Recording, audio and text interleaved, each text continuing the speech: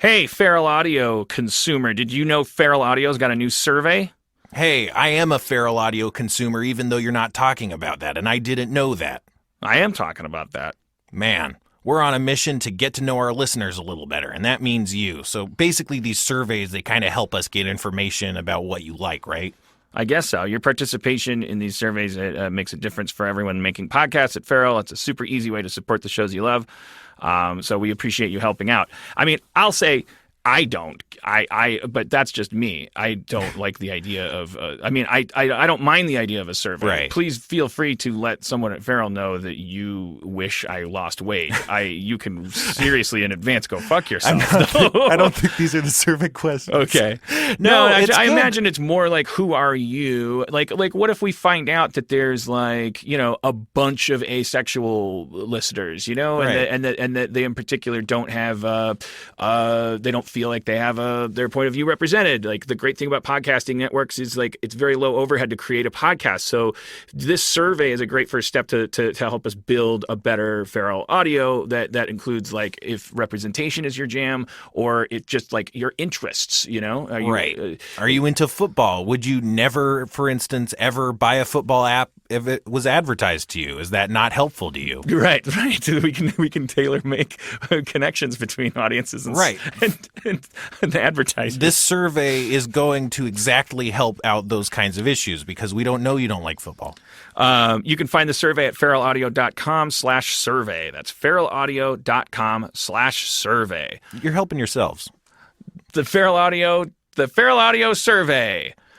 You'll float too.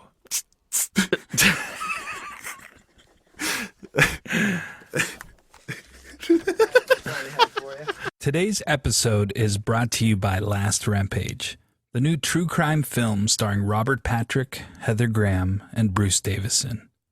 And we had the pleasure of speaking to someone involved with the movie. My name is Robert Patrick. I play Gary Tyson. That's Gary Tyson with an I in the film Last Rampage. Evil broke loose in 1978. Arizona State Penitentiary. That was interesting. What it was like playing a real person as opposed to a fictional character. It was really trying to wrap your head around how this guy could do some of the things that he could do. That was the things that you were drawing on. Of course, there was no way you're going to try to do an impersonation of a guy, nor was I going to try to, get as heavy as the guy. I didn't have enough time to really go that route. But I found him really, really interested in trying to live up to the charisma that he had.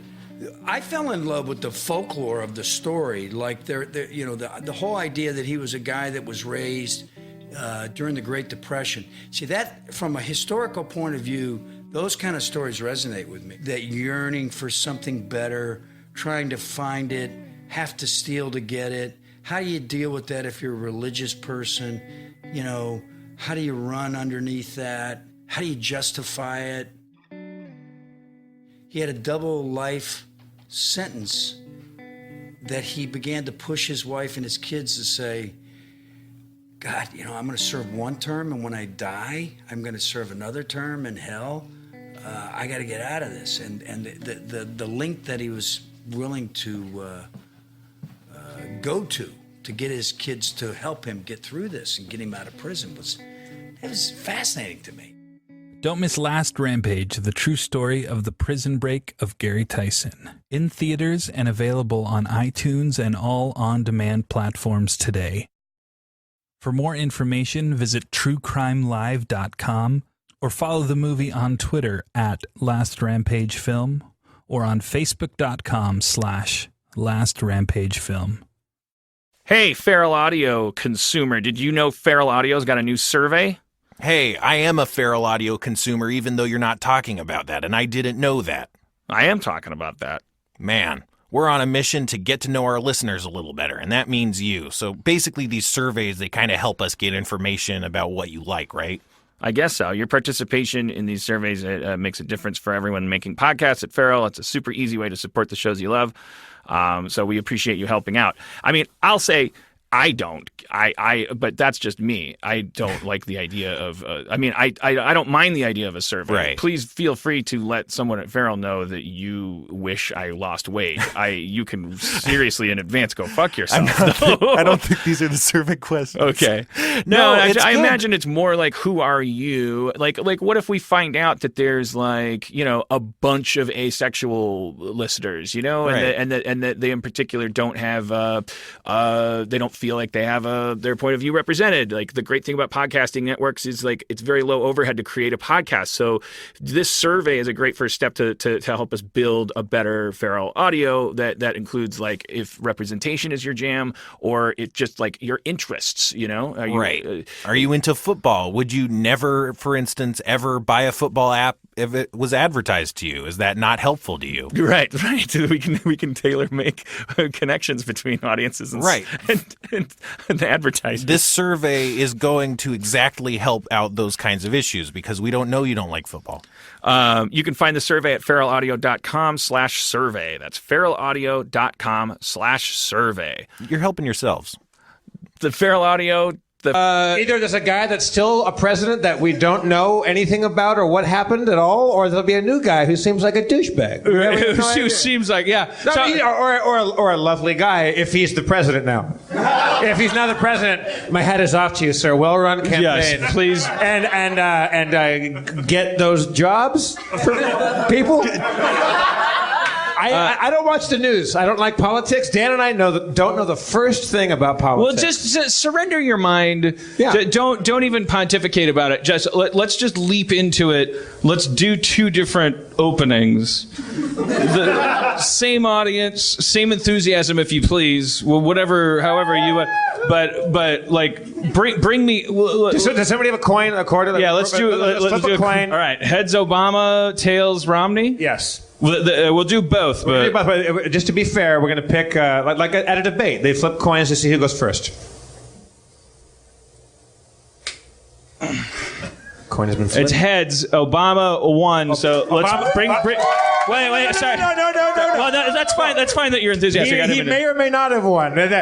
He won. Yeah, I'm sorry. We didn't mean to tell you. That's not how the Electoral College works, you guys. We're not Diebold. We don't. Harmontown doesn't have the power that you think we wield. We didn't invest in a bunch of voting machines. God, what if that was? John King would be out of a job. Holy shit.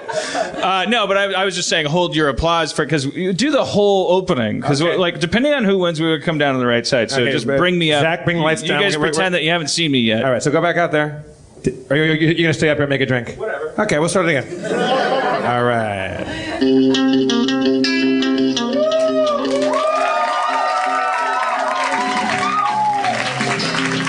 Harmontown is now in session. Put those Democratic hands together for the mayor of Harmontown, Dan Harmon. We did it, motherfuckers! We did it! 4 more years. 4 more years. 4 more years. 4 more years. 4 more years. Fuck you! I love abortions! I mean, I don't love them, but if I want to love them, I'll love them. Fucking. No, I just got myself an honorary abortion last night.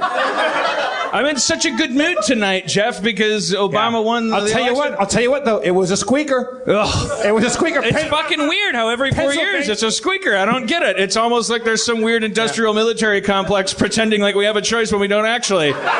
Wait, Dan, are you saying that voting for one of two people, it was an electoral college, it creates a myth of efficacy that your vote doesn't matter at all? Jeff, that would be crazy. Who would be incentivized to do that except a higher echelon of rich people that own everything? Why would all of them who have everything in common do that to a bunch of poor people who also have everything in common and outnumber the motherfuck out of them? Why would they do that? Dan, but what's in it for them? Why would they lie to us about that? I don't know. I just love it that Obama won!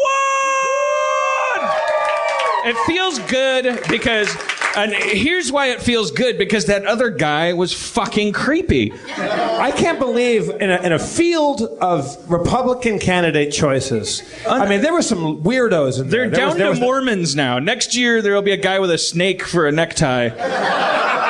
Next year? It's every year, right?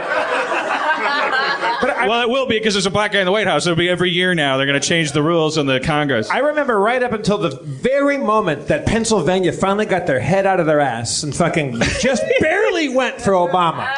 Because, boy, was that a swing state.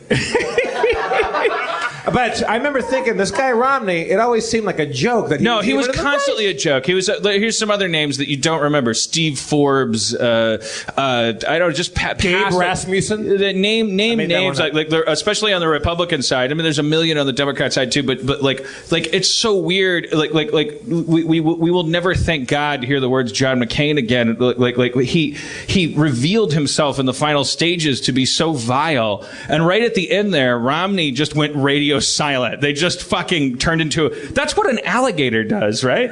It just turns into a pair of eyes above swamp level. It just like that's what a cat does right before it pounces. Like I thought, Jeff, for a second that something shady was about to happen, but it turns out we still live in a completely democratic nation. You're talking about the big dispute in Indiana. The big voter fraud thing in Indiana. Oh shit! That thing that happened where people thought that Obama's dick was a ballot. They counted his dick as a ballot. They kept punching it. It turns out 70-year-old women who fought in World War II. Dicks can be ballots to them because back then paper was made of hemp before pot was illegal. Right. So you were allowed to back then tattoo your presidential choice from overseas onto a slave's dick and send him to America, and it was an absentee ballot. But this is Indiana. This is all a bunch of bullshit. I mean, it doesn't. The point is, like 70% of Indiana was like unaccounted for, and it was a sway. But anyways, Obama won. It was great. All right. Or did he?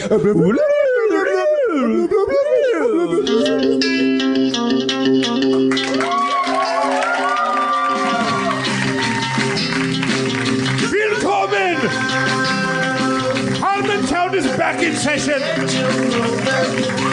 Put your fascist hands together for the fuhrer of Harmontown, Dan Harmon.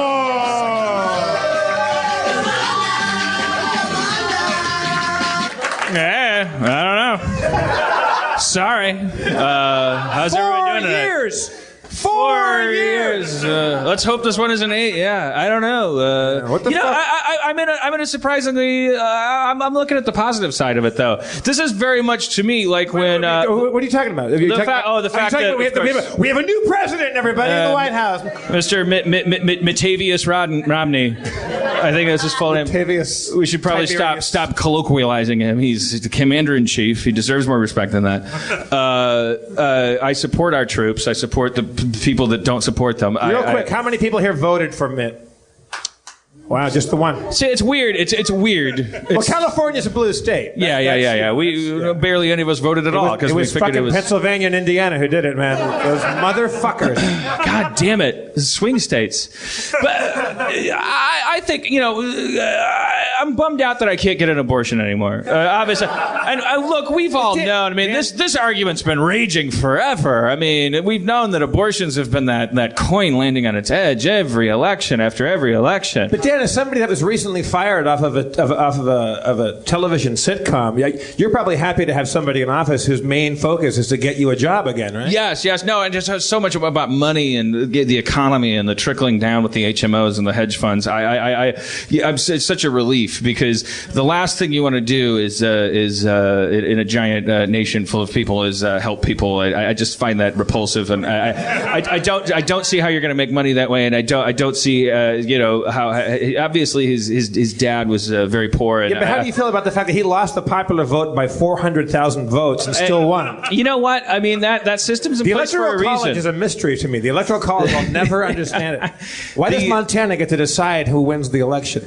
Because there's less people there than there are senators or something? Here's two things that people don't know. Nobody's really ever going to have a good grasp of daylight savings time or the Electoral College. And in the last 3 days, we had them both. But this is an underdog story. This is important. Like I think it's good that we live in a nation now where Romney got elected. Yeah, because you know why? Because anything's possible. Because he won, which is amazing, without a single woman voting for him. That's more than half the nation. Yeah, I mean, that just says how bad. First of all, how much women love Romney. Because women are allowed. You're picturing your mom with the rolling pin, and she's telling you, like, well, what your father says is best. But she gets to pull a curtain still. They haven't revoked that yet. Not yet. She can actually secretly vote for Obama, and she didn't.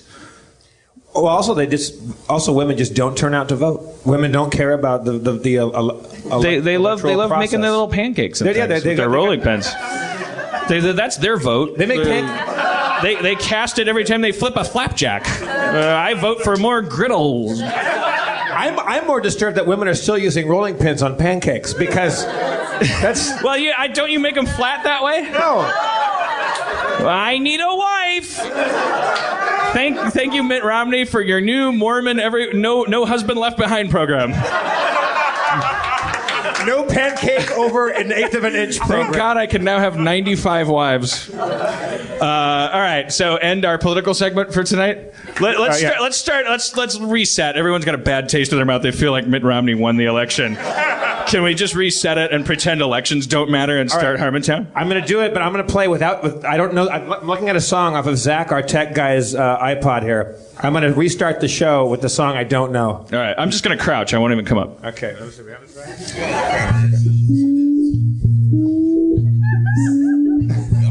Who framed the blow? It was the 5-0. Harmontown is again in session, everybody. Framed the blow? It was the 5-0. Several times. Please put your hands together for the guru of Harmontown, Dan Harmon. The election doesn't matter to the black, to the white, to the salt, pepper, gonna fuck you tonight. I got a mustard to the ketchup, got a ketchup to the mustard, gonna go to your mama, got an Indian custard, gonna battle you on the battle of Big Hill, gonna fuck your mama like your name was Lauryn Hill, gonna Hill rhymes with Hill, gonna take the pill, little jagged pill, got a Alanis Morissette references, I got a 90s man, I got a 40 years old, I got a bad back, don't know what I'm told, I got a motherfucker, got a hand on my head, I got a motherfucker gonna make some bread. You don't do it like a flapjack. Use a rolling pin. Gonna fuck your mama if she lets my dick in. Gonna put it in her butt. Gonna put it in her mouth. East, west, north, south. Dan Harmon, everybody. That's been Harmontown. Thank you so much for coming. Is that too short? No, that felt too written because the fucking beat broke down with an east, west, north, south. That was too badass. I was like, wait, that was improv. Yeah. No, I promise you. There's photographs of me not making that up on the way out. I know that seemed awesome. Then he ruined it by over apologizing for how awesome it seemed. I think review. Then he was, of course, out of breath from rapping. Review. There was that embarrassing moment. Review of that audio will reveal that was truly improvised. The mustard to the ketchup to the ketchup to the mustard. Somehow mustard and ketchup makes it. Oh, you dropped your drink. Adam Goldberg, can you pour me another drink? Welcome to Romney's America. Yeah. I decided to start putting them to use just now in this moment. Did you put any ice in it? No. Yes. Wow.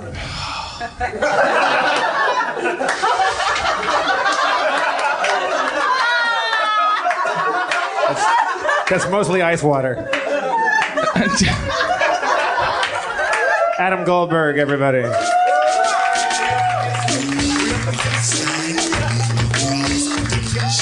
Mustard to the ketchup, ketchup to the mustard. It was badass when I ran that with custard, remember? That was fucking badass.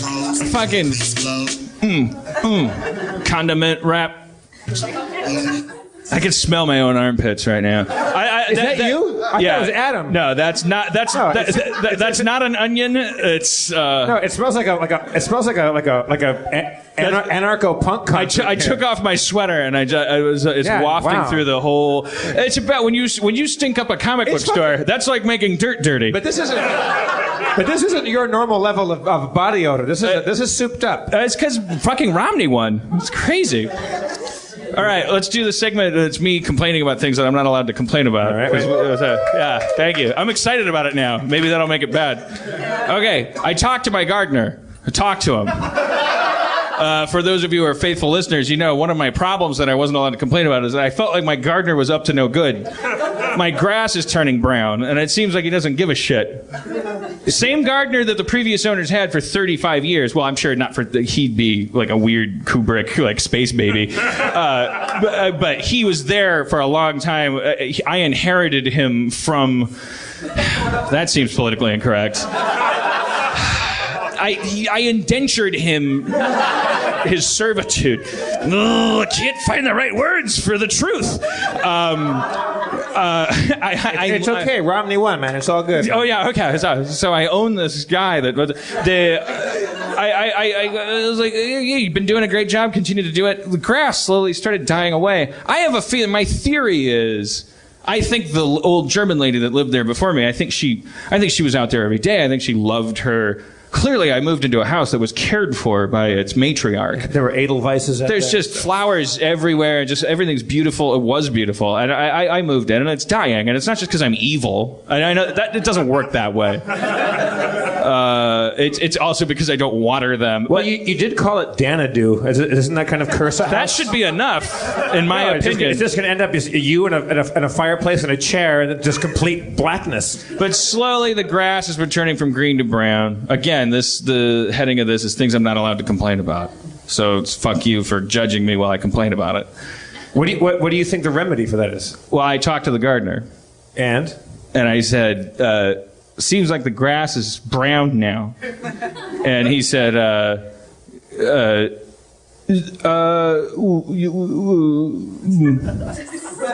and kind of nodded his head. And I was like, well, is there anything we can do to make it green? And he said, winter seed. We could put winter seed. There's things we could do. I was like, could we do, I would like it to was do... 95 degrees today. It's not winter. I would like to do those things that you're talking about. He rattled off a bunch of things, and it was like, I threw in, I'll pay anything. And he said, that's what he was waiting for. I'll invoice you. He's like a teamster with grass. That's what it is. He's leaning on me, waiting to see how much I cared. That's it. I think you're allowed to complain about that. Next, you're justified. Not without sounding like a fucking dick to a nation of renters. This episode of Harmontown is brought to you by Fulton and Rourke. Jeff, you're sick of spilling all your colognes all over the place. You hate liquid colognes, is that correct? It's my nemesis. It's the thing that gives me nightmare dreams all night long. I can't remember how many times I've walked in on you just covered in sticky, wet cologne. I have traveled and broken a bottle of the cologne that I wear, and then my luggage smells like a French whorehouse for the rest of time. Yeah. But Fulton and Rourke is a men's fragrance and grooming company that specializes in solid colognes, shave, and shower products, all designed to make getting ready easier and more enjoyable. Now, when you say solid colognes, do you mean like solid in the jazz sense? Like, wow, that jazz solo was solid. You know, I do mean that, but I also mean physically solid as well. Oh, like you're talking about a wax-based cologne that travels in a little small package. I can't spill all over my luggage and smell like a Mexican tit house. So these are travel-friendly, wax-based colognes that can go anywhere? Plus, there's nothing to break or spill, and of course, they all smell fantastic. Fantastic. Like a Mexican tit house. I mean, there's different levels of Mexican tit house. I mean, there's the high-quality ones. There's the ones that you wish you didn't go to. Right. Yeah. Titas fantásticos. Is one of their fragrances called Mexican tit house? Yeah. Que fantástico. Fulton and Rourke's bar soap is designed to exfoliate the skin with or without a washcloth. Also, you don't even have to touch it. It comes and does it in the night. Well, that's amazing. That's literally unbelievable. Did you know, Spencer, that GQ magazine just named their shave cream the very best on the market today? Well, yeah, of course I knew that. Why would you ask? I mean, who am I asking? I mean, this guy, you go to his house, it's like an episode of Hoarders. So many back issues of GQ magazine there. Right, and I got to tell you, my house is made out of bricks of cologne. Wax-based cologne, I hope. Yeah. Try it yourself at FultonandRourke.com and save 15% off your purchase by using the code FERAL, F-E-R-A-L, at checkout. That's feral at checkout. Smell good for once, you fucking bums. Fulton and Rourke, get your smelling good. Fulton and Rourke, time to get your stink on. Off. Get your bad stink off and get your good stink on. Fulton and Rourke. Not by Menon. Different corporation. By Fulton and Rourke. Next thing on my list. My mail program on my computer won't let me turn it off. Ooh. All right. What do you mean? Like on your computer, it won't let you quit the application? Every time I want to shut down the computer, it says, mail won't let you quit. I can't. I wouldn't call myself a hacker in days of old, but I used to know how to make a fucking. I won the Future Business Leaders of America competition in high school. For computer applications in business, I wrote a code for a Commodore 64 that would run an invoice program. I was competing with guys that were writing in Pascal and Cobalt. I won with my Commodore 64 basic program. It was like 20 pages long. I won second place. But I was a code monkey. I don't know what they call him. I was a programmer. I used to make these machines my bitch, and you turn into your grandpa. I remember my grandpa before he died of emphysema. Like I remember him like fighting to the bitter end, like with his specs on his nose, like running his little Mac, like when they looked like those little beige machines with a little smile face on them. And he's like, how do I just want to make a spreadsheet for the Masons. I'm up to 33rd level. I gotta. It's okay, Grandpa. It's beyond you. It doesn't matter. No, I won't. I want to know. I knew how to make a fucking truck out of sticks. I fought the Nazis and won. I deserve this. And died because no one cares about his money. Now I'm 40. I can't make these fucking things work. It's not a warning. It's not a message. It's a complaint. It's not a complaint that you care about. Fuck you. It's just deeply, deeply sad. It's getting very hard for me to run my computer. You happy, kids? Is that what you wanted? You want to shut me out? Well, guess what? Guess what you're shutting out? The creator of Monster House. You just lost everything I could have told you on Reddit. All right, next thing. I hate writing. I'm writing a bunch of things for a living, and I hate writing. I hate it. Is that why you keep getting fired from jobs? No, sir. God damn it, no! Don't make that mistake. I lose those. I get fired because I love writing those shows when they get on the air. I hate. The process is painful and it's terrible. So your inertia, like a writer at rest, it's hard to get that body in motion, and once it's in motion, it's hard to stop the writing. Here's a popular analogy that writers use that women love. It's like childbirth. Yes, it's worth it. Yes, it's wonderful. Yes, it's a miracle. Yes, therefore I like doing it. No, I don't like doing it. It's terrible. It hurts. It's the worst. I would rather not have to do it, but I know that if I didn't have to do it, I'd be a shitty person. I don't want to have to do it. I do want to have to do it. I hate it. Sucks. Fuck you. Hate writing. Stupid. It's a dumb. I don't like these people who make these blogs that you run across where they go like the joy of creativity. Like I just like to talk. I'm a mother of 3 and I have a Tumblr and I like to talk to you about my writing career and I'm a published author. I've had 3 poems about sesame seeds in my I shouldn't have made her a woman because they're sexist. Make it a guy. But keep the sesame seeds. Yeah. I'm a published author. I sent a thing in through an envelope, and they published it in their quarterly farm report. Yeah, it doesn't matter. This is how they hear this person. Here's my blog entries. Oh, the forbidden stranger.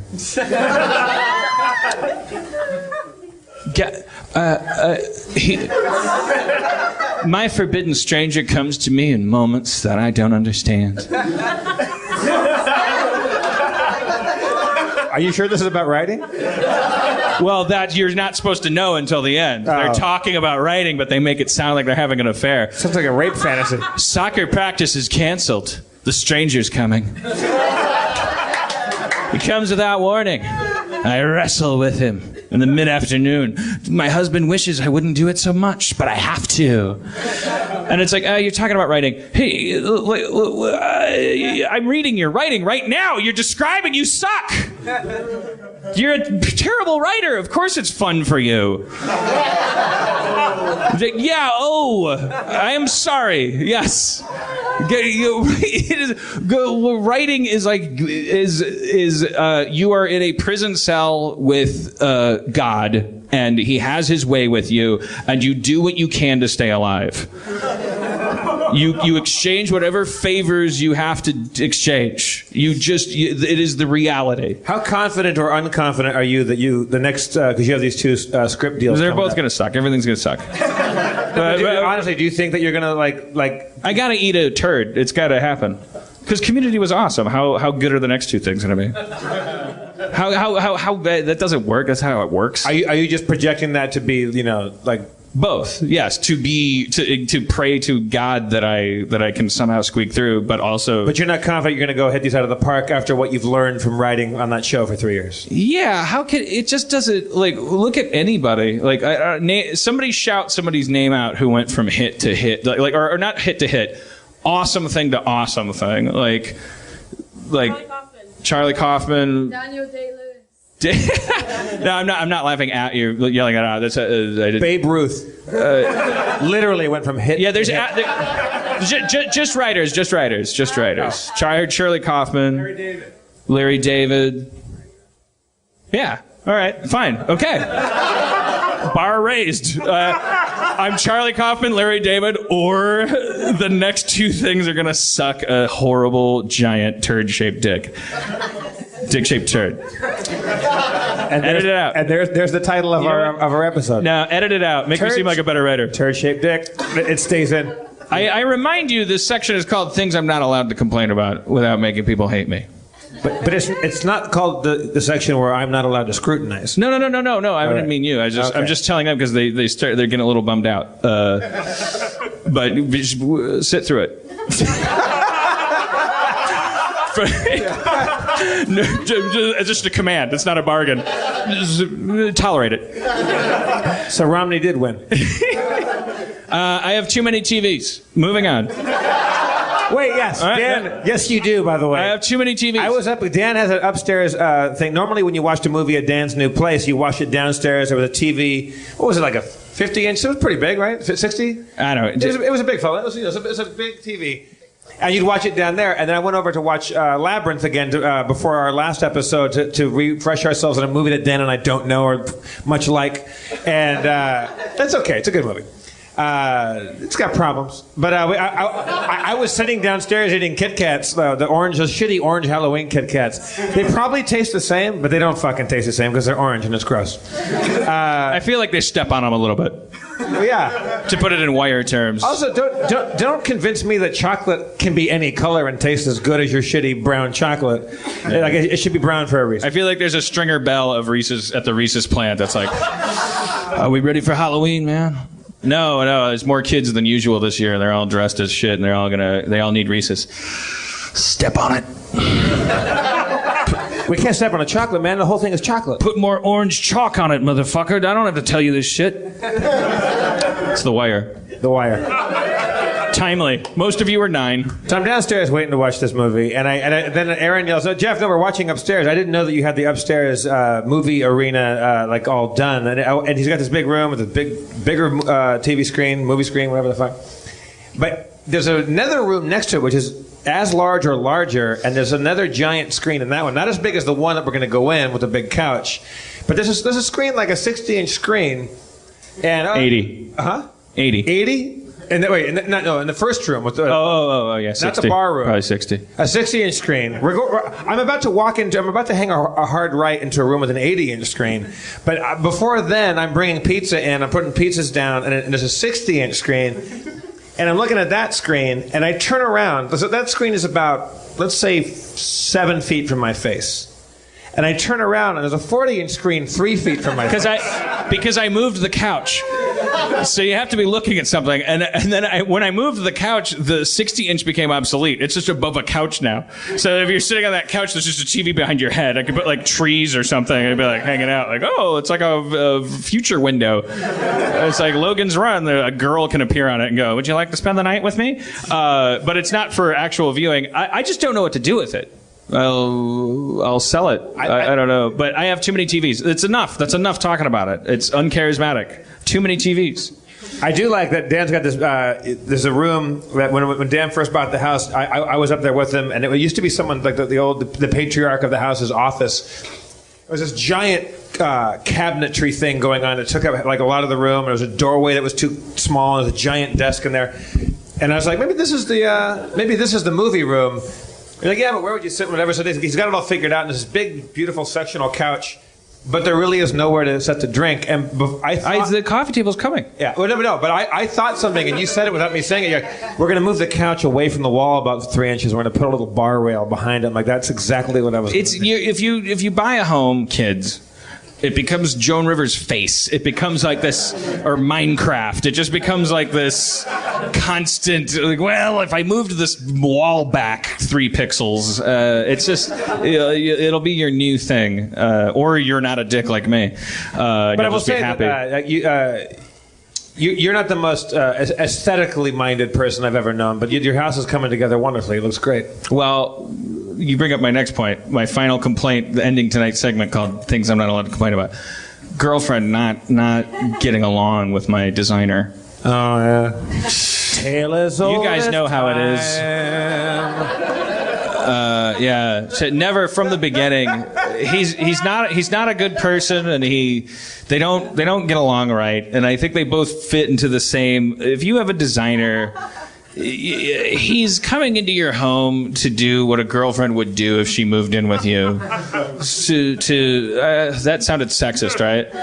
Kind of, but there's. I don't mean that that's what women are supposed to do. I just mean that a person that you're bringing into your home to go, what kind of couch should I get and all this stuff. They're trampling on. You're bringing a professional male nest builder, right, into the nest. Especially me, typically. Like maybe this is not true for half the guys here. I shouldn't say this is a thing, but for me, I have no opinions about this stuff. So that professional nest builder comes in, no wrong answers from him, kind of. Like, he is functioning as a girlfriend in that capacity because I am going like, I don't know, whatever you want.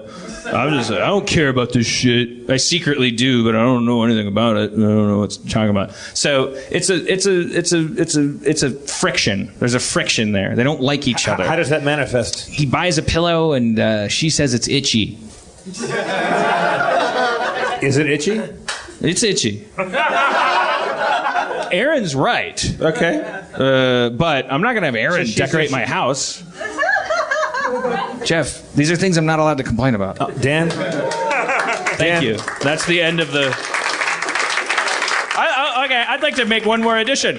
I think the audience is a little too assertive with their end of the segment applause. I think you've gotten a little too big for your clapping britches. You don't think I know what that means? All right. Now we've reached an agreement. All right, I think. What we do need out of an audience is to be less transparent when they really want to get out of here, and we've gone too long. We need it to sound more organic when an applause thing comes up, because like sometimes it sounds like you guys just want us to get off the stage. Don't confuse them. I'm just saying, don't put too much on them. Like I kind of trickle in. You know, like have a kind of dovetail in it on applause, and we'll think, oh, that was spontaneous. The show is over. Applause. Here's an example. Throwing my designer under the bus. He was unwrapping a plastic bag, had a carpet in it. He said, "So, what are you guys doing for the holidays?" We're going to London and Amsterdam. London's dirty. Yeah. It's a silly thing to say to somebody that just told you they're going to London. What are we supposed to do? Like, send an advance team to sweep? We'll try to pick up some shit while we're there. At Christmas time, it's covered in snow. It looks gorgeous. All right, we won't go to London. No, it'll be white. Dirty. It'll be white and beautiful.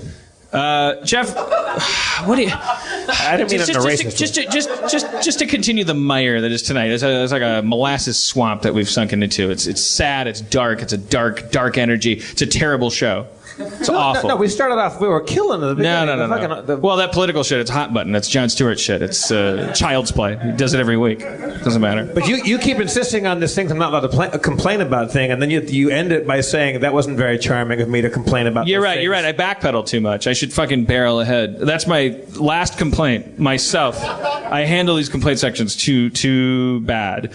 Now applaud because you. All right. Moving on.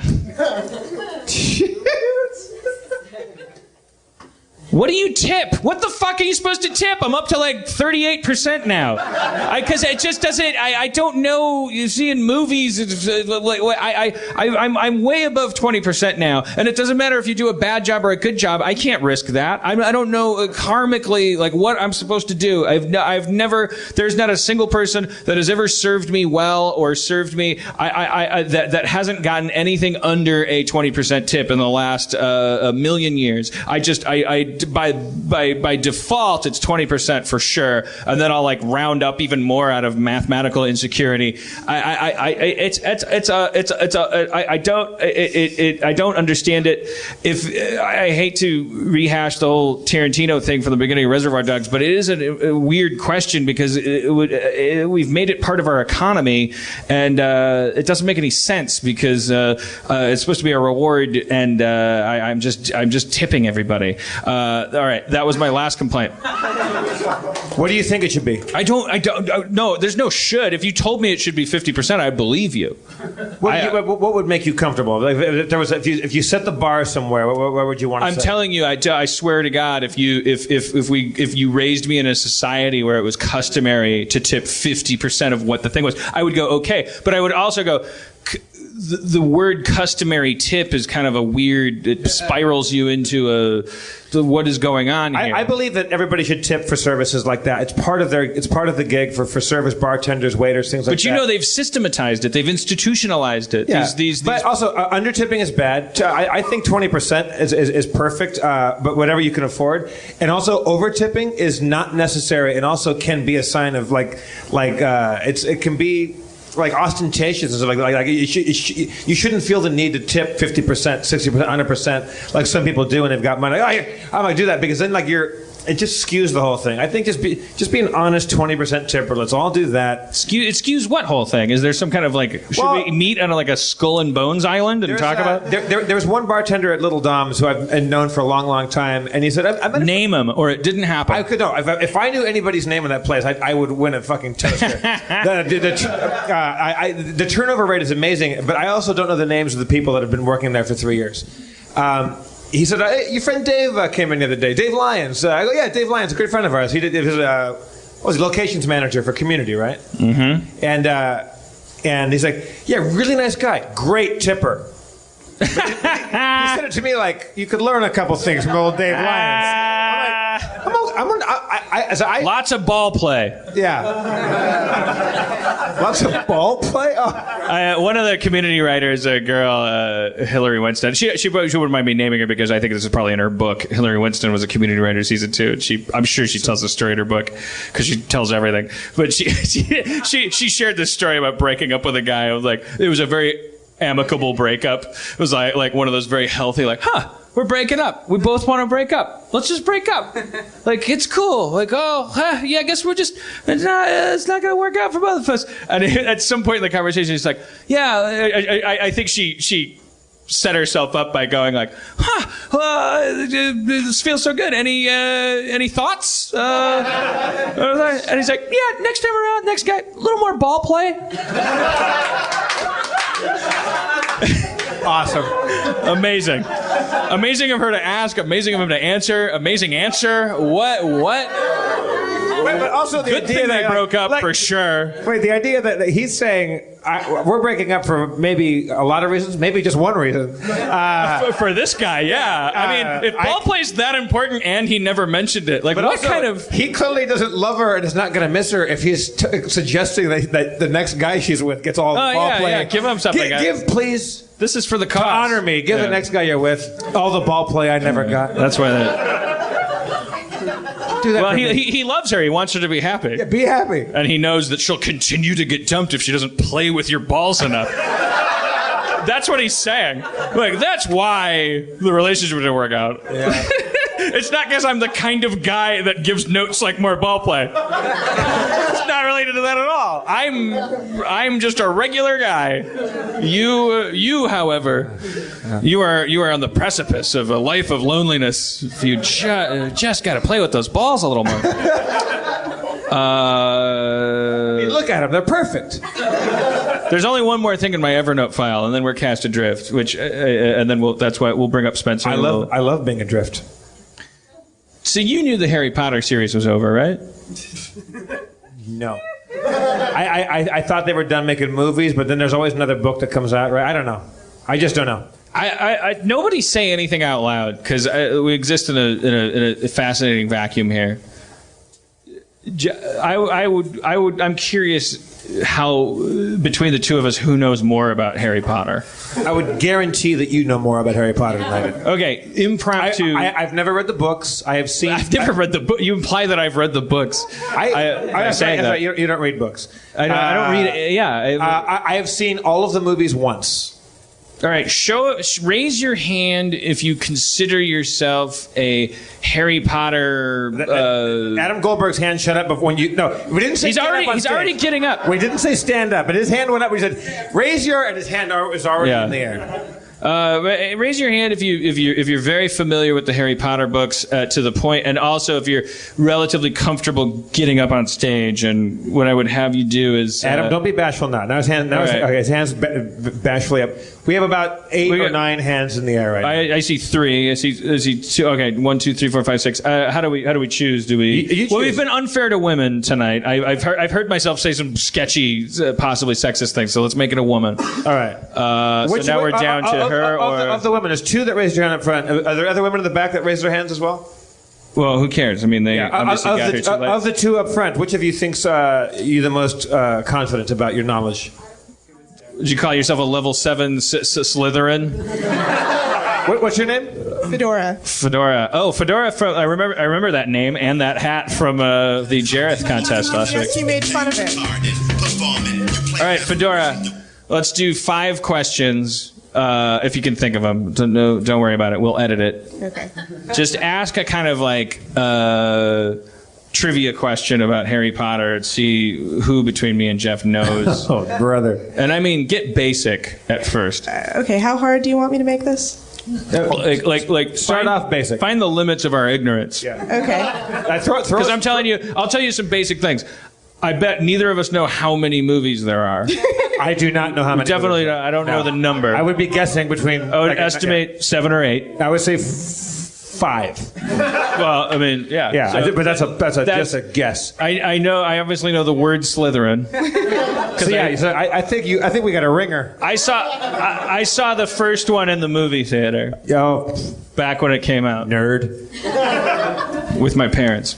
Okay, how about I start easy and make them slightly harder? Yeah. Dan, you want to make this interesting? Yeah. $20? 40. 40?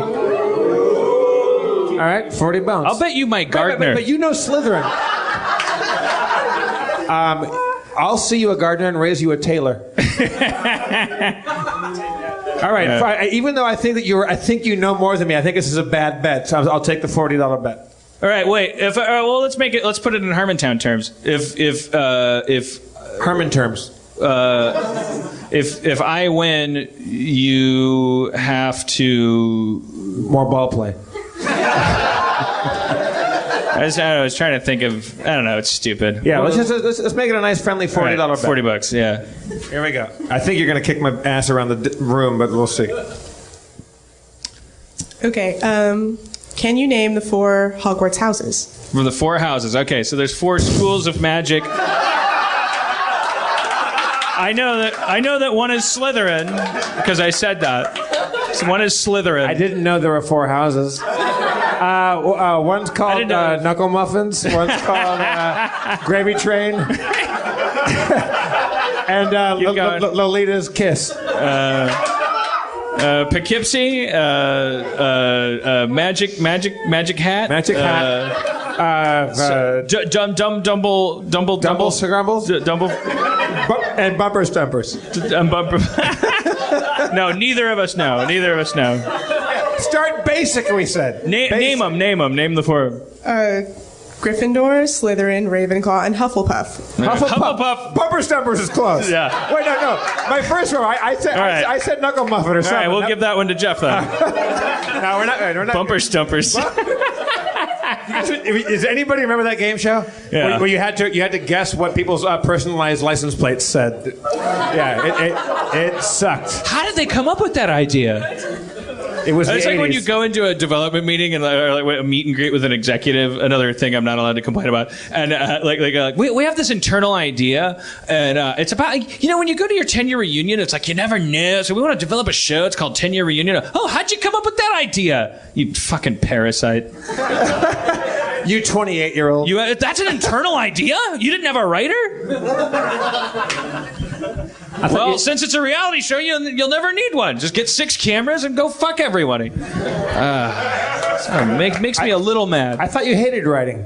I do, but I don't want it eliminated as a job. I definitely hate washing dishes a lot more. All right, continue, Fedora, please. Question Fedora. number 2. First of all, do you want to know what the 4 Hogwarts houses are in French? Because they're really funny. Oui. Yes. Okay. Gryffindor is just Gryffindor for some reason. Not funny. That's why I started with that Okay. one. Slytherin is Serpentard, which kind of makes sense. Serpentard? Yeah.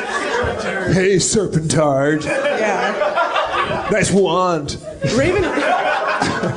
Ravenclaw is Saradagle, which is kind of a direct translation. It kind of makes sense. Then Hufflepuff is my absolute favorite. Hufflepuff is Poof Soufflé. That's on the nose. They would be offended. The French would be offended if we suggested that was their French name for... Poop souffle? Poop? Poof. Oh, poof. Oddly enough, that's also a literal translation. Poof souffle, that's great. Right. I love that. 4 more, Fedora. Okay. Can either of you name the monster in the Chamber of Secrets? Sam. All right. Good guess. That sounds like a good guess. I know it'll have a lot of S's in it because he's a snake monster. I There's a snake monster there's down certainly there. an S in there. It's not Slytherin. That's the house. It's not Serpentor. That's G.I. Joe. It should be Serpentor. Cobra Con. Don't tell her. What is it? Who's close, Sam or Cobra Con? Well, Dan, you're closer because it actually is the name of a snake. Oh, okay. What is it? It's a basilisk. Oh, all right. I'll take that point. Basilisk? Right. Basilisk. Mine had an S in it.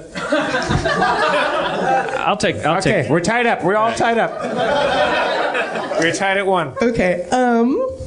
Who were the Marauders? Is that hard? Do you need another one? I'm sorry. All right. No. Let's take a stab. Let's do it. Who were they? Yeah. The Marauders were a group of shadow creatures that serve he whose name can't be said. That is totally wrong. Would you like another question? No, I get to guess too. Oh, okay. Yeah, I'm sticking with it. The Marauders were those guys that came in and tried to screw up the game of the broomstick ball, Quidditch, or whatever the fuck it's called. Quidditch. The guys that came in and tried to steal the Quidditch sticks. Okay. Who's closer? Who's closer? I'm going to say Jeff is closer because he's thinking of the wrong things, but he does know sort of what he's talking about. I know Quidditch. I could just. All right. Yeah. Fine. Jeff 2, I saw Dan the movies 1. once, but I'm knowing my shit. 2 left. Okay, I gotta make the last two really easy, because I think that last one was too hard. Well, also, you don't give a point to somebody who just says Quidditch, like in the middle of a Yeah, answer. you said yours had a name of a snake in it. That was a. All right, fine. Even Steven. Jeff leads 2-1. $40 on the line. He was describing a specific scene from, oddly enough, the right book, but just had the creature wrong. I'm a fan, Fedora. I can tell. You're not the first woman to fall into his sociopathic web. It sounds like he's all into whatever you're talking about. By the way, You're going to be on the Los Feliz streets with a pair of high heels in your hand in the morning. Okay. What? Hailing a cab. boy, Dan, you go down one point, you turn into a misogynist asshole. Can't you see how good she looks in black? You look great tonight, by the way. Don't let him do it. Don't let him do it. Thank you. You're really captivating. Go on. He's a basilisk. I was distracted. Is the game over yet? 2-1. Okay. What's the name of the name of the headmaster of Hogwarts? Grumblesnakes. Dumbledore.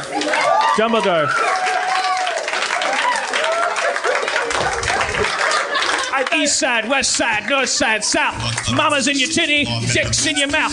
Motherfuckers calling about the cocaine and the weak stuff. Fuck you, gotta shoot you in the dick, gonna shoot you in the ass, gonna fuck your mama at the head of the class. I got Howard Hessman in the place to be. I knew it wasn't Grumblesnakes. I panicked. Well, I thought you had to as say... in the game of Quidditch, that will cost you. You pause one moment and the robot ball will not follow your broomstick. All right, we're tied up at 2-2 right now. This is the deciding question. Yeah. All right. $40. 40 magical Salamanders. notes. I should make that the last question, the units of currency, but I'm not that mean. We can guess, and we're guessing on everything except for Dumbledore. I freaked out and said Grumblesnakes. No, Grumblesnakes is good. I like that. It's a better name. Yeah. You should write a young adult novel series. I hate writing. That's going to be when I finally start playing Dungeons and Dragons, I think that's going to be my character name. Grumblesnakes? It's like Grumblefish. Yeah. Okay. This is it, everybody. This is the fifth and final question. Okay. There's a catch on this one. You have to pronounce it correctly. It's easy, but it's, people get. What's the name of the bad guy? His real name. His real alias, not his real name. Yeah, now you're coming. I'm not. I know you're not allowed to say his name in the first movie, because that's the one I saw. And I know he doesn't have a nose. And I know it's not Slytherin. Azkabar, fucking... No. Heathcliff.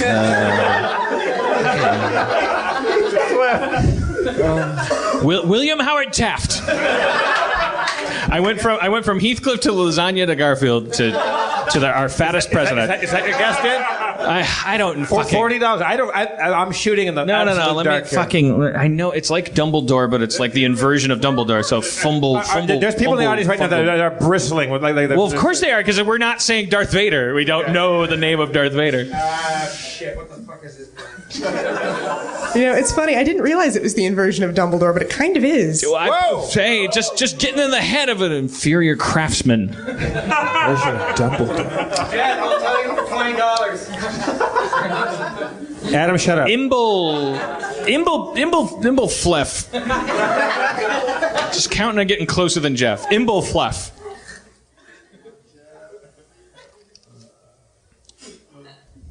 I'm going to say something from a...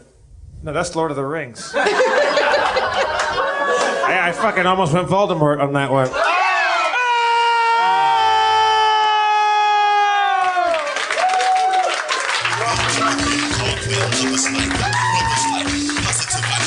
$40 in my pocket, yo.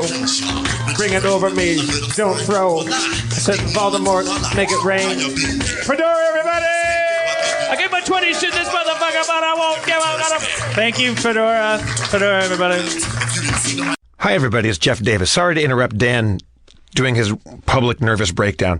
I want to talk to you about snacks. The thing that separates human beings from the rest of the animal kingdom is our ability to snack. But what do we do with that power and that freedom? We snack on garbage. What if you wanted to snack on something that's better, healthier, and, doesn't make you feel like a giant piece of human shit afterwards? That's where NatureBox comes in. Go to naturebox.com/Harmontown to get snacks. Lots of snacks, but healthy snacks. Snacks that make you feel good. Snacks that taste good. Snacks that you just want to just put inside parts of your body that aren't your mouth. They got all kinds of stuff. They got there's baked things, there's chips and pretzels, there's dried fruits and nuts and chews and granola thingies and jerkies and nuts and all kinds of shit. Creme brulee peanuts are my personal favorite. I'm looking at this list right now. Crispy coconut squares. I'll get all over that shit. Sea salt chickpeas, they got it all. If you go right now to naturebox.com/Harmontown, you'll get 50% off your first order simply because you're self-loathing Harmontown fans. I mean, really, let's backtrack a bit. Snacking is the second order of business. Why do you even listen to the show? Do you hate yourself? There's so many better podcasts. Why doesn't Spencer get to talk? What happened to D&D? Now I'm hungry. I'm depressed and now I want a snack. Go to naturebox.com/Harmontown, 50% off your first order. And if I don't get some snacks out of this Nature Box, I'm coming to fucking get you and I'm going to eat just goldfish. All right. Spencer, get up here and set up your wares. We always do this. We always start Spencer up too late. We always torture these people. That was exciting. That's all right. Yeah. How about that? Me coming up with something like spur of the moment. Little features. I'm coming up with little features. Yeah, you're like David Letterman. Yeah. Except as if he had a writer that would come up with features for him. Yeah, but I don't. You're like your own writer staff. Like if I had a Larry Bud Melman, like Goldberg, come up, Goldberg. Well, Spencer sets up. Goldberg, come up. Adam Goldberg. Let's visit Adam Goldberg. The show runs itself. Freestyle. Adam, freestyle. Come on.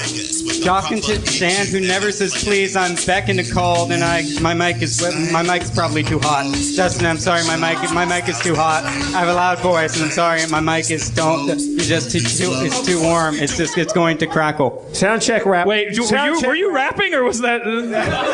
He rapped a mic check. I'm sober enough that it was intentional. All right. But not sober enough that it was not can't believe Mitt won.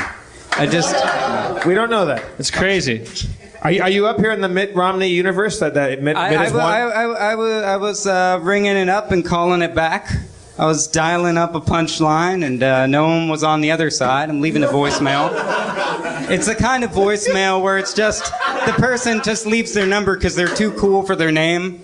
And it might be, a chick you met at a bar, might be an insurance salesman from Milwaukee. Nobody knows. If they call back and says, I'm an insurance salesman from Milwaukee, you have a sense of it, but she could be doing a deep voice and faking it out on you. Let's freestyle. Let's try it again. I'll pass it to you. Okay. I'll say, my man Adam Goldberg gonna take it right now, or something like that. All right. But I'll set you up. All right. And I'll lower the bar. Yo, bottom to the top, side to side. I fucked your mama in her pussy and I made it extra wide. Yeah. My dick is so thick, it goes too tight. Go. Don't react. It distracts me. Tell him. Wait, sorry. Mustard to the... What? Preach. Oh, sorry. Yeah, you're my hype man? Go. Yeah. Oh, okay, sorry. Yeah, this one goes out to the ladies He's my in the hype man. house. Sorry, I'm getting distracted. All right. Yo.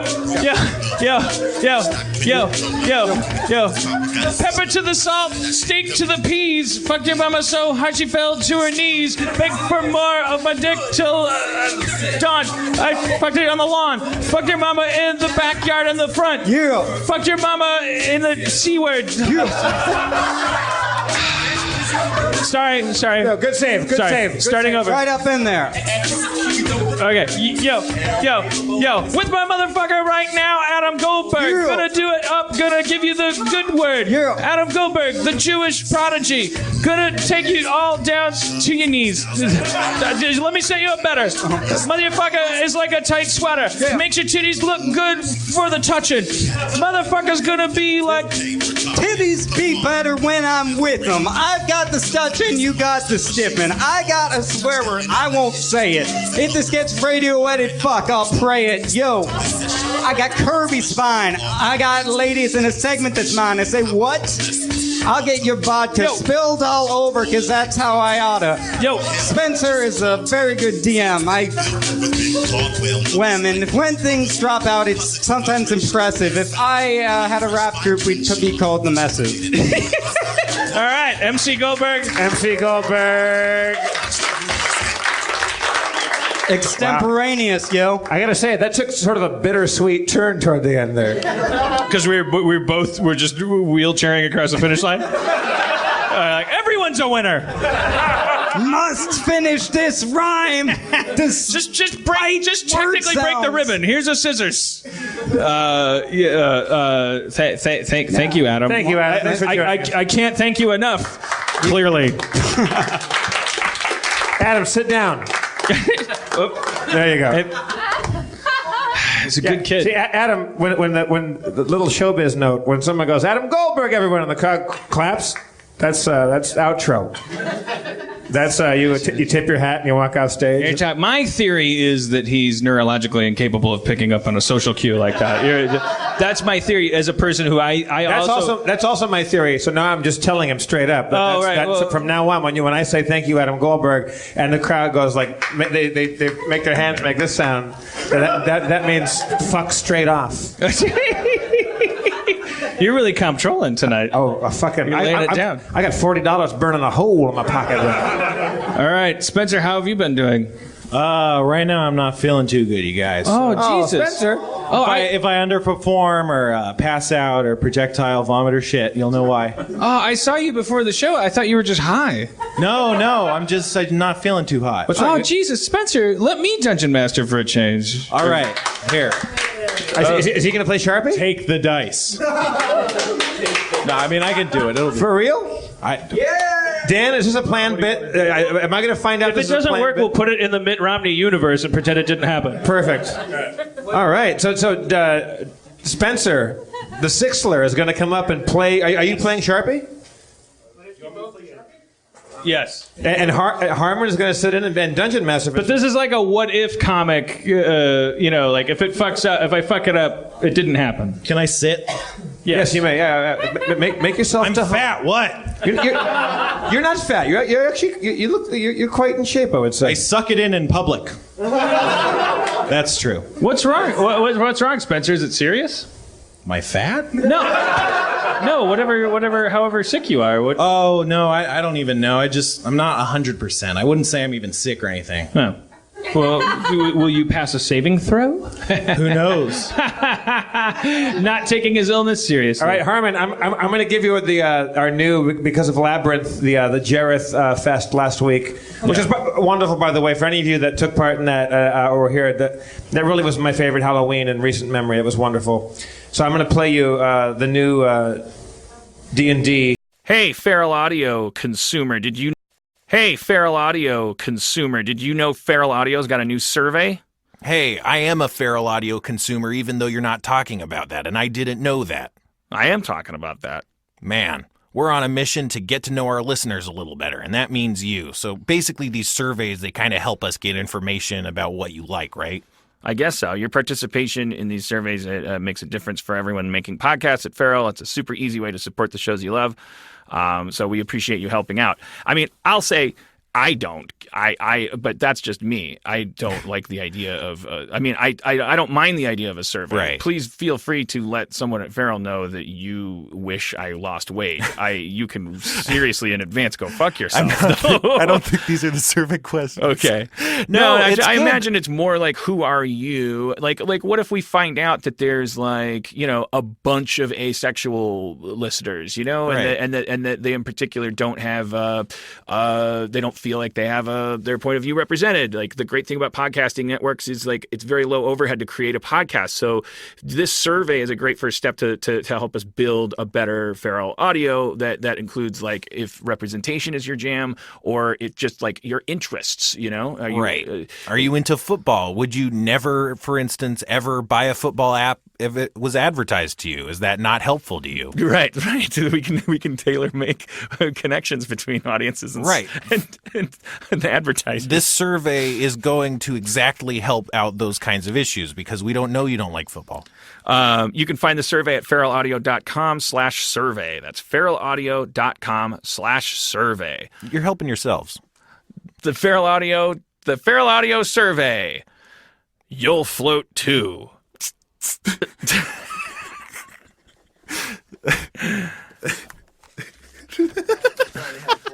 Today's episode is brought to you by Last Rampage, the new true crime film starring Robert Patrick, Heather Graham, and Bruce Davison. And we had the pleasure of speaking to someone involved with the movie. My name is Robert Patrick. I play Gary Tyson. That's Gary Tyson with an I in the film Last Rampage. Evil broke loose in 1978. Arizona State Penitentiary. You know, that was interesting. What it was like playing a real person as opposed to a fictional character. It was really trying to wrap your head around how this guy could do some of the things that he could do. That was the things that you were drawing on. Of course, there was no way you're going to try to do an impersonation of a guy, nor was I going to try to, get his head as the guy. Off and looked at the loot left behind by the gnolls.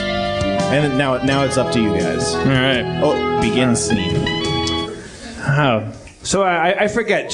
Show me that loot again, Sharpie. Well, we have blah, blah, blah. Just some coins. There's like some tattered armors and maybe a cutlass. Definitely a cutlass. Is it better than my sword? Schrodinger's cutlass. I've got a pretty good sword already. Is it valuable to me to have another sword? Is there a green arrow on the interface next to his... that's a video game reference. It says pick up X. But yeah, it's not anywhere near as good as yours. You can tell it's a bit rusty.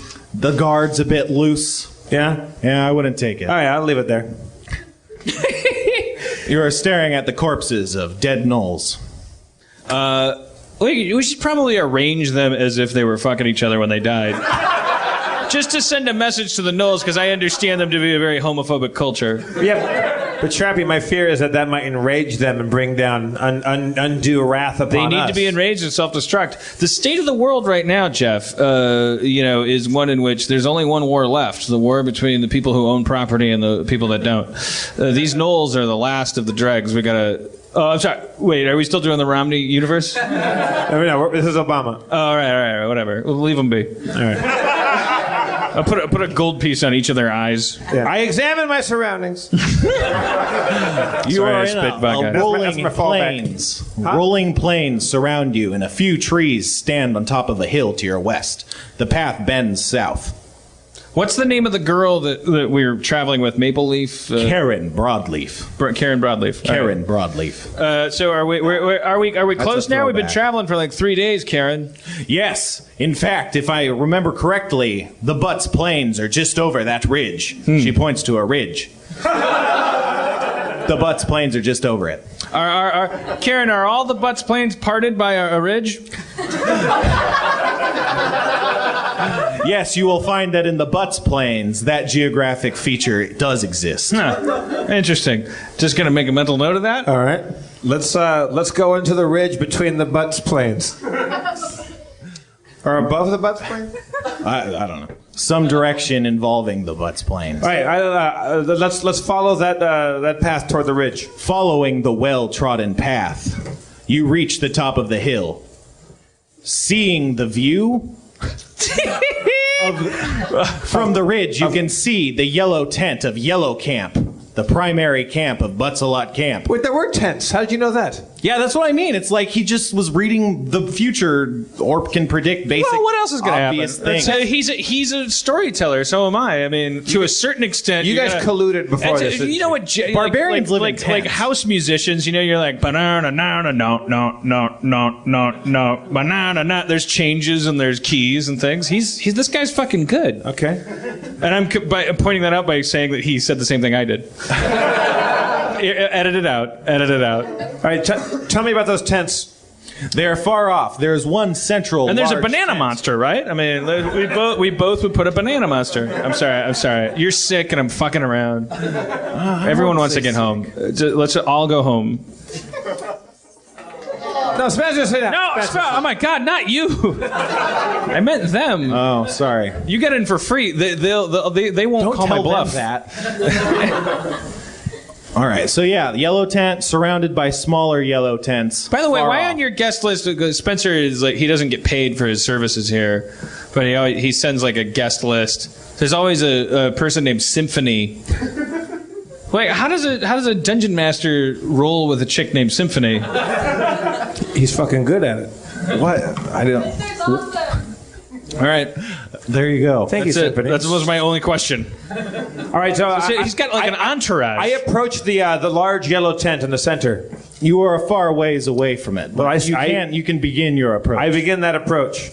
Beginning your approach. I examine his approach. Examining is your approach. You notice his gait seems a bit stranger than when you first started adventuring. Hey, what gives? I gotta hang a piss. Well, there you go. I take a pee and then resume my approach towards the yellow tent. Peeing completed, you see the familiar yellow tents of Yellow Camp, the first of 3 Butts-a-Lot encampments. Nearby, you can see a large mound of dirt, as if someone or some army had been digging a massive pit. The closer you get, the weirder things appear. Gnolls are invading Yellow Camp. You see many gnolls and many barbarians, but they don't seem to be fighting.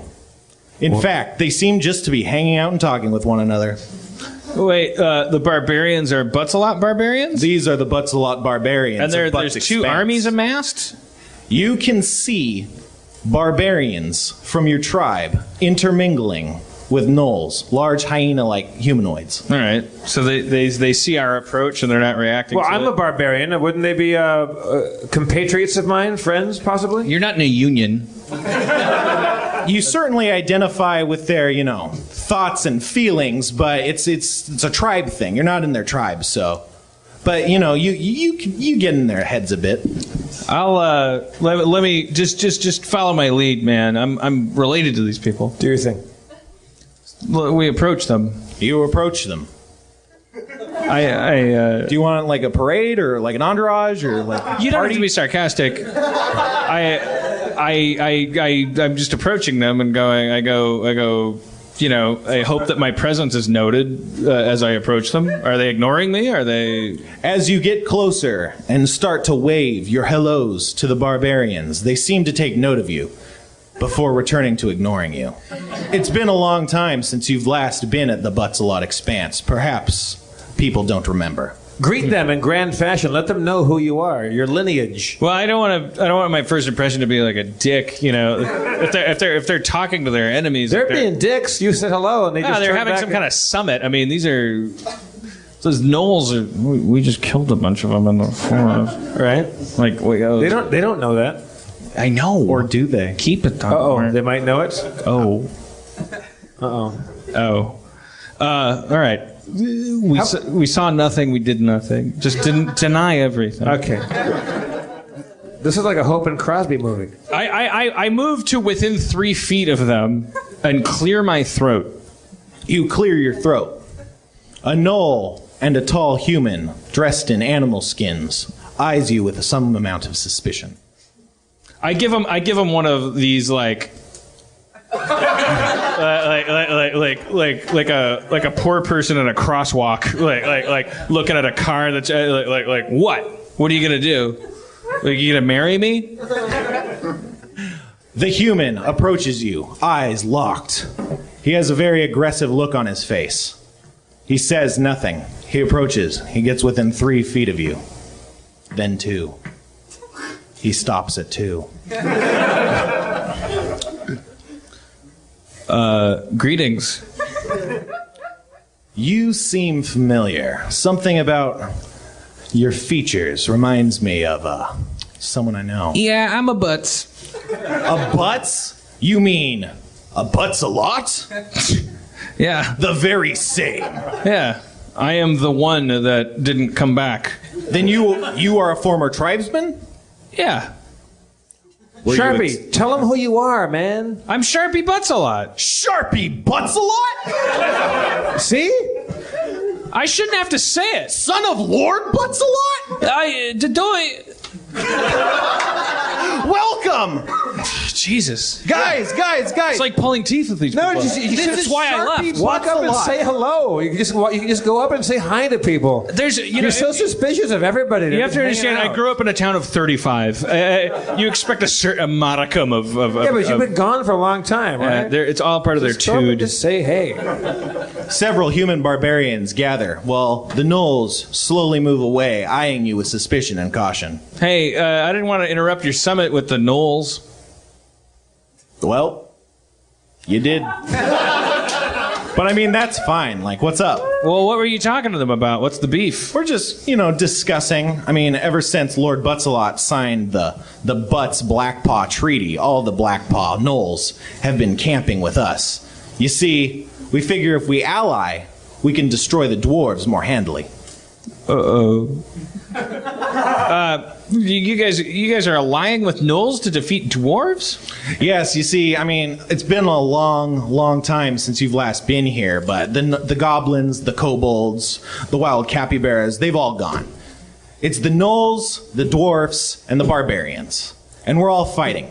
And the dwarves are bad to you? We don't like them.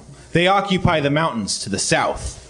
The mountains to the south are the stronghold of the dwarves. If we can take this stronghold, we'll be able to control the entire Butts Peninsula. I emerge from behind this conversation and force my way right into the center and say, Sharpie, it is your birthright to regain the former glory of this Butsalot tribe. Let's unite with these people. Jeez. And go fight these dwarves. What? Hold on a second. Where's my dad? I asked this guy. He should be in Blue Camp. They're making preparations to send a special envoy to the dwarves to negotiate the terms of surrender.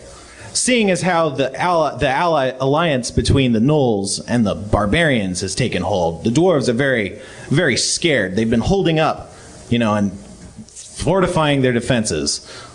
But they want stuff. Listen, sorry, Quark, guys. A war between humans and dwarves is not. I mean, that's. They're little fuckers. You're a little fucker.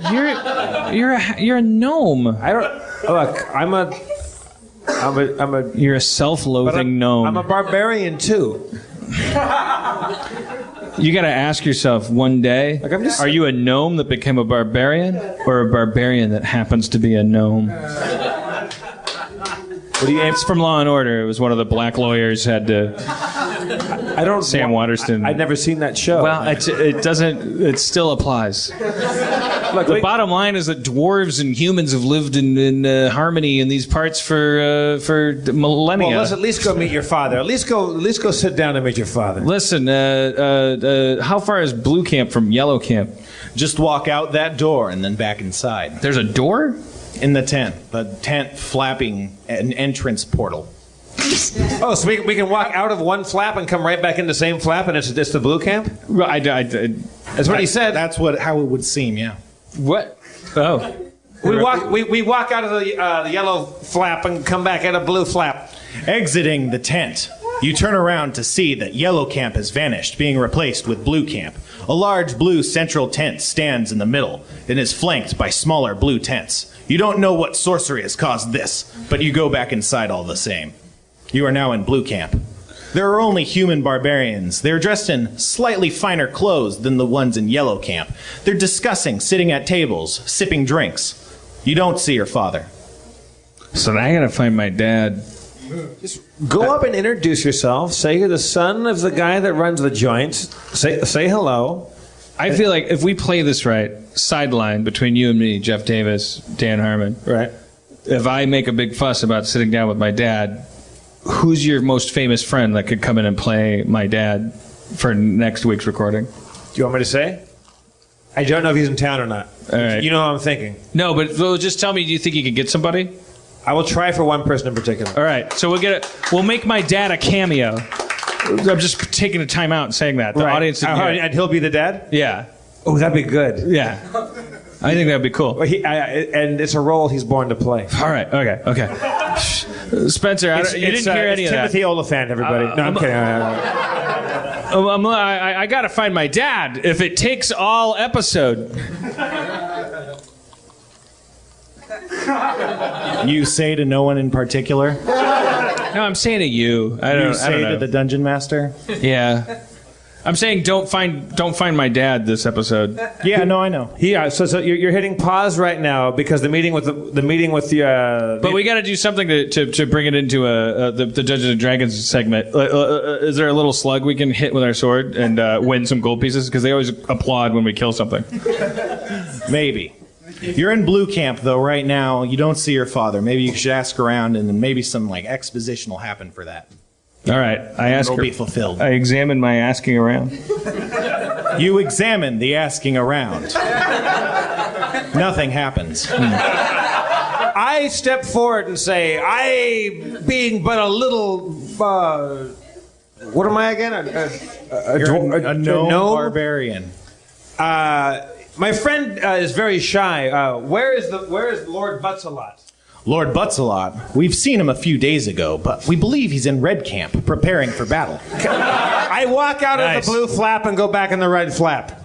You walk out the blue flap. Behind you, you see the red tent of Red Camp. You enter Red Camp. It's so easy. It's magic, you guys. I know, I love it. It's cool. But sometimes you need a gnome barbarian to get shit done. Entering Red Camp, you see several generals decked out in full military gear. They're looking at maps and pushing figures around. You still don't see your father.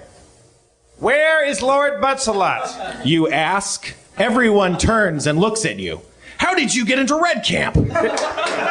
There's a practice. There's a series of magic flaps, you guys. I don't know who's running security at this camp. Who told you of our flaps? We used our keen insight and our awareness of our surroundings. Well, 'tis the little Butsalot. Returned, is it not? Yeah, but I'm a big Butsalot now. You may have noticed. Big Butsalot? So what's a lot?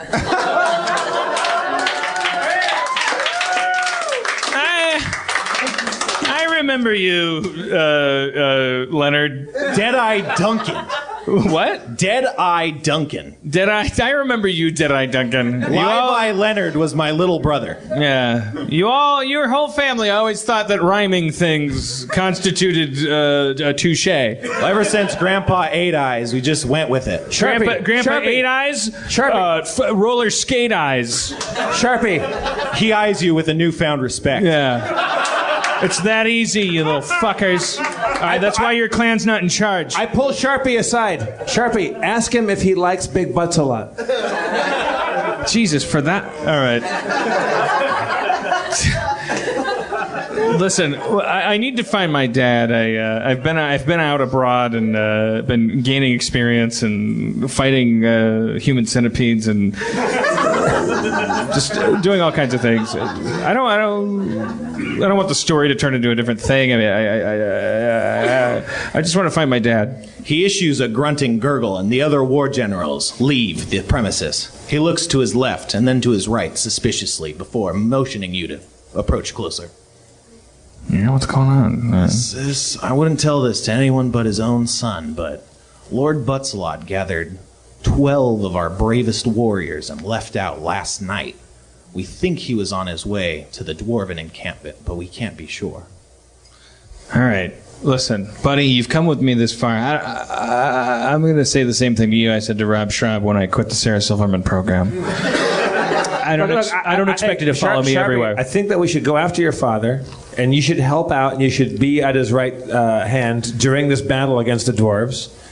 But I think we should wait till next week, when possibly there will be some stunt casting.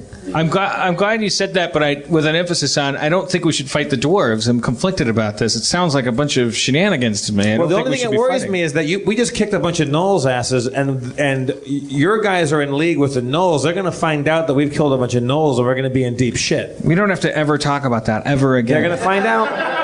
It will never matter. They watch Law and Order too, probably, don't they? Well, at any rate, we both agree on one thing. We're heading out on the trail of my father.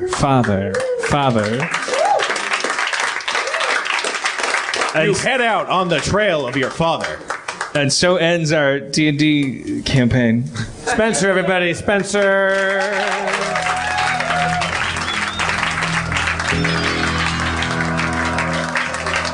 Yeah, that one's transitional. We're teeing it up for next week. Yeah, I didn't know what we were going to do in that thing anyway. Yeah. I was probably too hands-on. But really, I personally love Spencer and the job that he does. And I know that people on Twitter and people listening out there love Spencer. Let's hear it for Spencer. He's fucking... You're saying the love is more genuine for him than it is for Adam Goldberg. I love Adam Goldberg, too. Fucking A. How do we end the show? Every week we You can just say thank you, and you can... No. I can say, let's hear for Dan Harmon. They'll clap, and we'll get out of here. No. It won't do. These people deserve better. They deserve something protracted. What's your idea, Adam? Dan Harmon won the 2012 election, and he gives a thank you speech to Harmontown. It's not a bad idea. Say it again on mic. Adam said... And now, welcome your new... it's hot. It's a hot mic. It's a hot mic. No, you're a hot person. Thank you. Now, welcome the new president of the United States, Dan Harmon.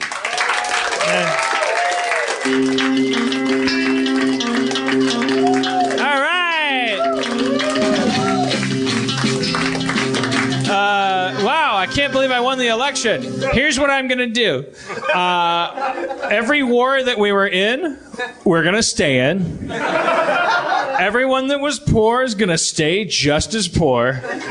Everyone that was rich is going to stay just as rich. Nothing is going to change. I'll see you in 3.5 years when I start inexplicably defending my position as if it ever existed. I'm a big rich asshole that lords over you and eclipses your life and convinces you that your neighbors are racist pedophiles. Thank you for coming, and happy 2012 to 2016.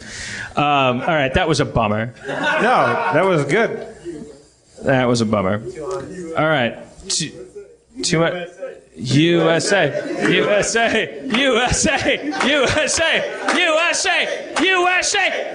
trying to take this country away? Harmontown will remain. Thank you, everybody, Thanks, for coming guys. to Harmontown tonight. I want to thank Fedora for coming up. Adam Goldberg, as always. Spencer,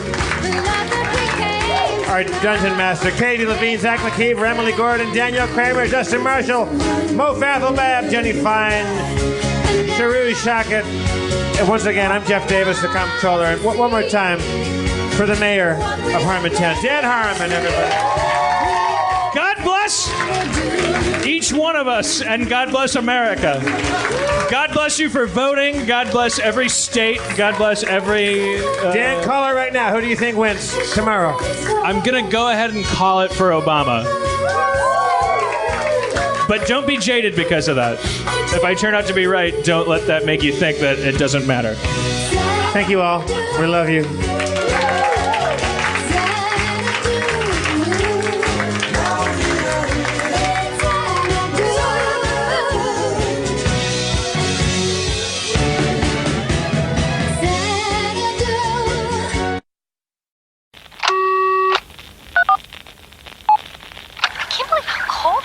It's so cold in here. Don't you think you should turn your phone and look at me now? Now you think so. I think it's so rude. You're so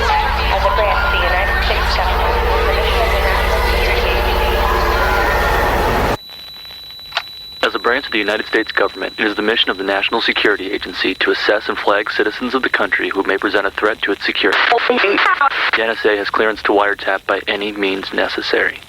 Tapped. Incidental recordings of private conversations from the files of the NSA. Now on feralaudio.com. Hello, beautiful. I'm Amy Errett, founder of Madison Reed, a hair color company I named after my daughter. One of the things I value most in life is time. Time to spend with my daughter, time to spend with family, and the time I put into my company that's reinventing the way women color their hair. The busiest, most successful women I know use Madison Reed, the amazing hair color hack.